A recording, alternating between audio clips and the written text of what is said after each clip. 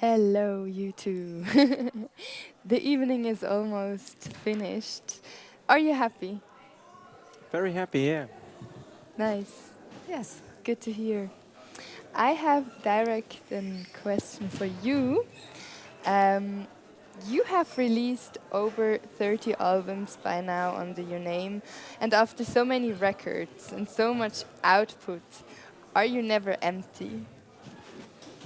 That's a good question. Empty.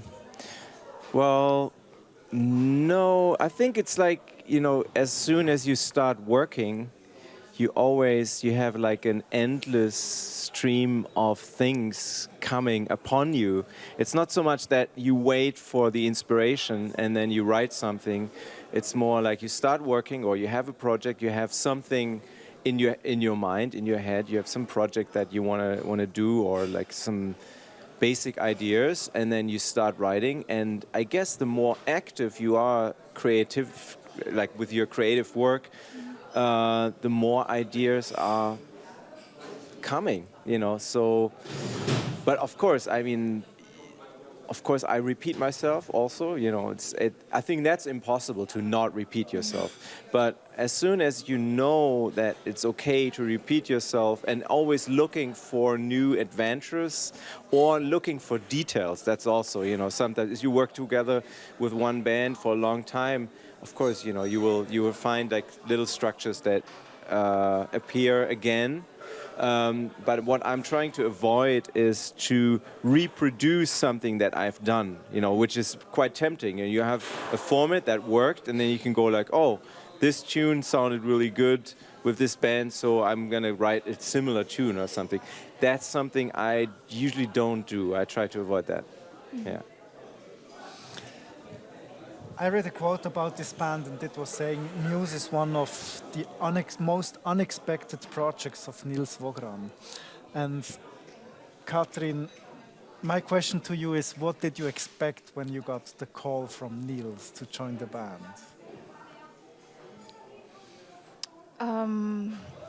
Nothing specific, but a general openness, and it was like an invitation with space and room, and I never expect something, so I always I try to be as open as possible to get to know the music and the composers, and then I try to do my best to fit in and to add something with the specific sound of my instrument, of course.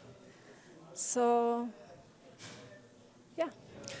Nils, what was the idea behind forming this band with adding a harp and a viola to this jazz context, and then also adding Mongolian overtone singing? Yeah, I guess. One idea was that I always wanted to do something with Katrin. I had followed her music, like her trio, and also a project that she was involved with. And I thought, like, oh, that would be really nice to do something with her and her instrument. Of course, it's like, the instrument and the person that's always connected. And that really triggers a certain sound, because I know Katrin's playing. I think I know what kind of music she likes. Of course, I know what I can do musically or what I like, and I knew that I wanted to do something which is more chamber music-like, because it fits more the context and the personnel, and I wanted to do something which is different from what I had done, and so I figured I really wanted work with Gareth and string instrument, because that gives a very particular color. And also, the background he has is not a jazz background. Nevertheless, he's a very good improviser.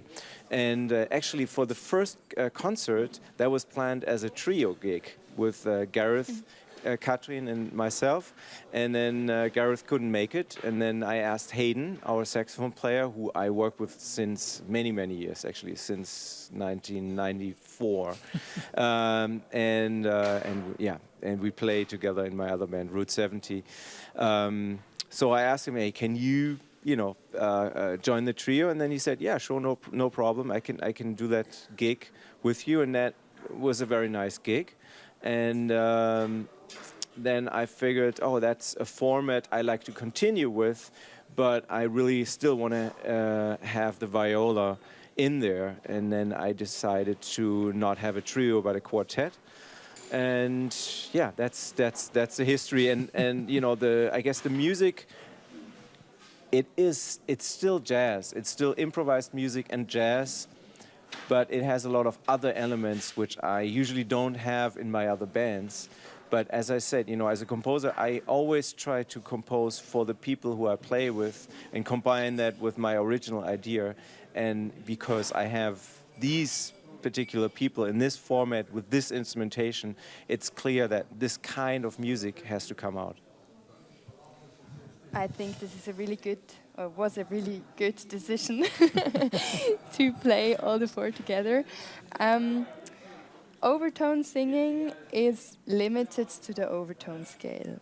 Then the harp is also limited to its major scale, or more or less. And my question is, how do you work together compositionally with so many limitations also?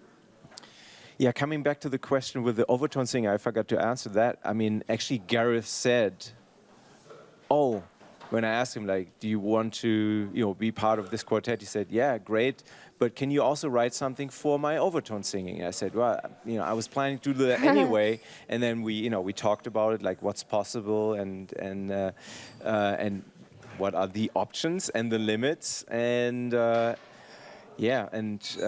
so he especially requested for some overtone singing, and I really like it, and he can really work with it. And as I also do a little bit of overtone singing, I could imagine how this would sound like when I was composing.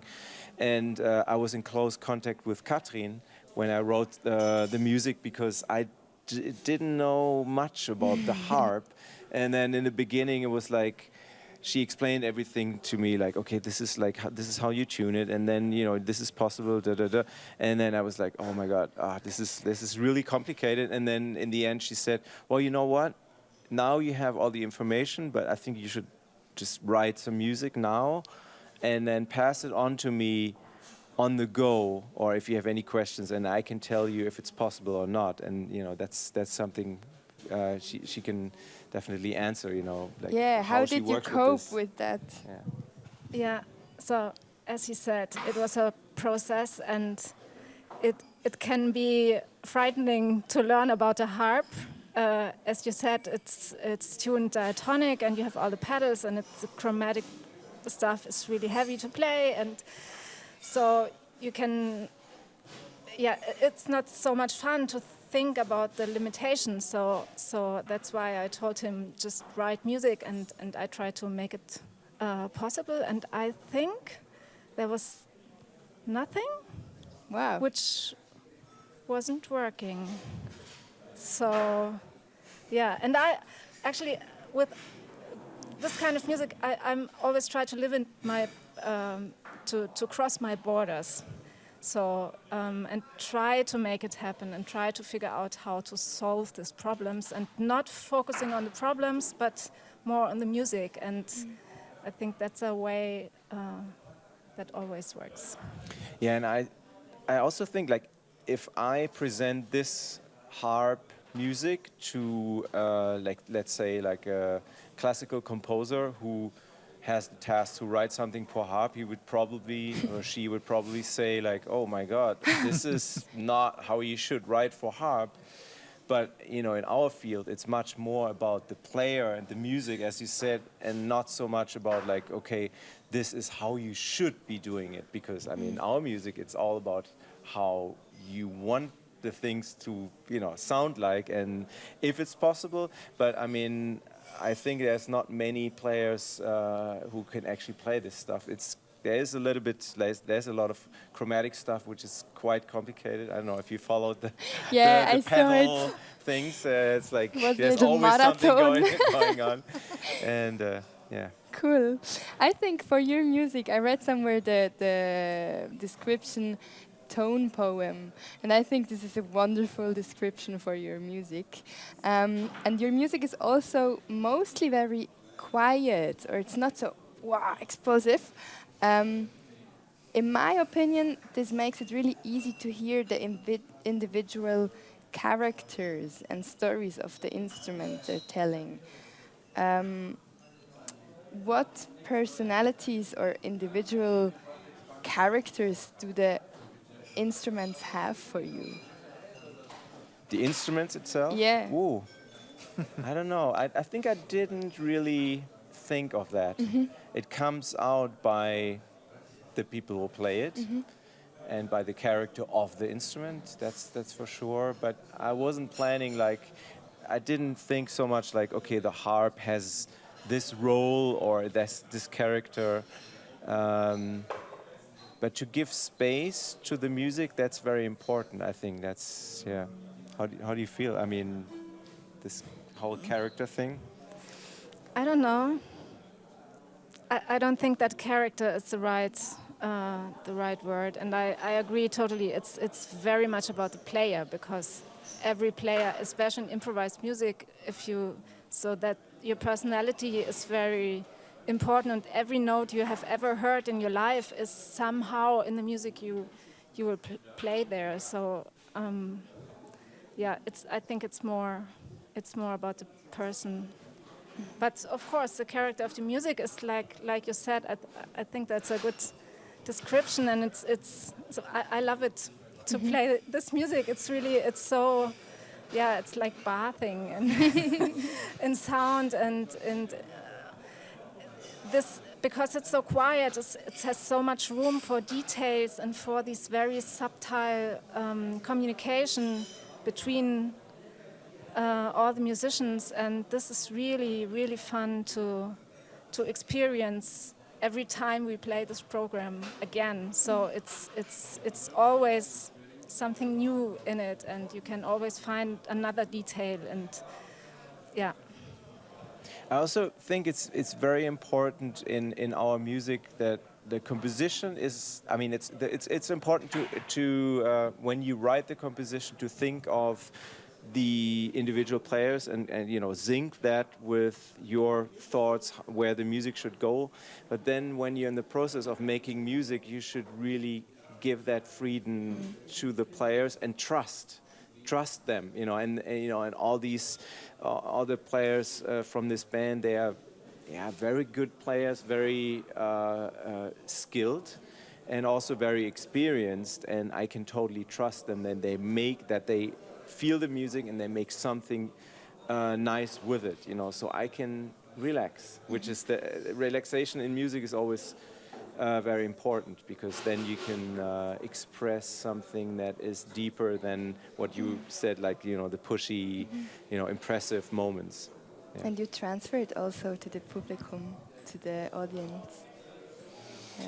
Nils, there goes this story about a young cello player who plays many, many notes on his instruments, and then he grows old, and then he plays just that one note, and after some time his wife asks, so what happened to the young cello player who played many notes, and now you're just playing this one note? And then he says, I finally found that one note.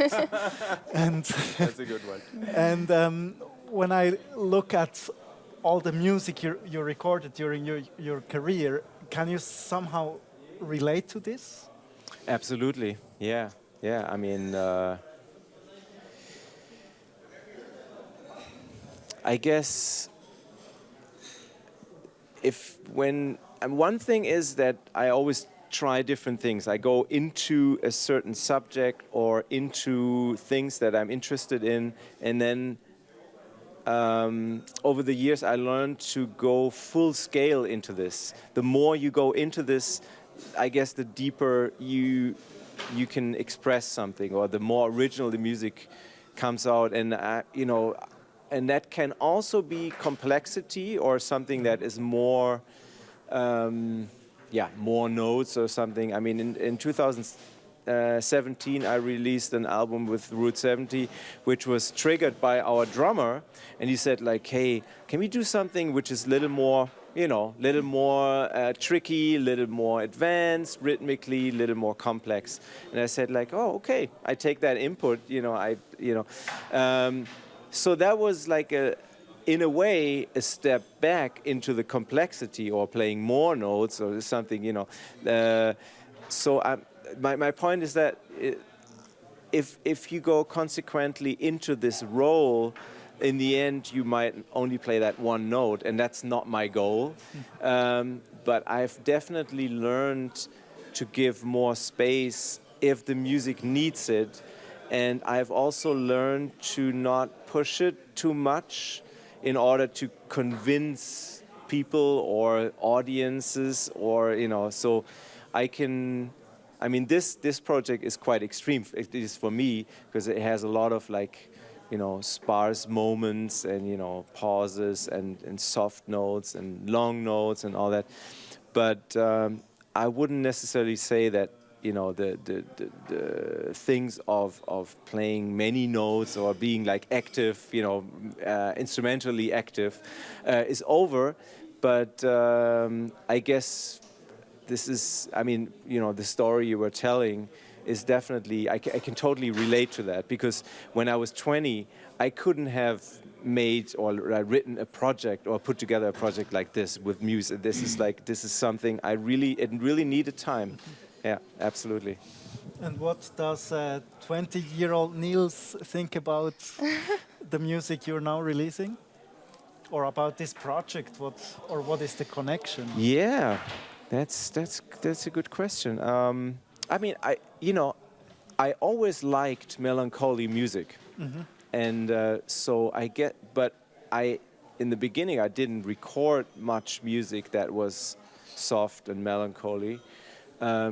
Maybe I didn't dare to, I don't know, but it was definitely, it was always part of my taste.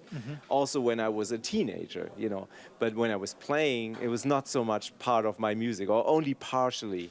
And yeah, so it's definitely part of me, I'd say, yeah. Nice. Thank you so much. Yeah, thank you for your music, for your answers. Thank you. We wish you a nice evening. Okay. Yeah, thanks.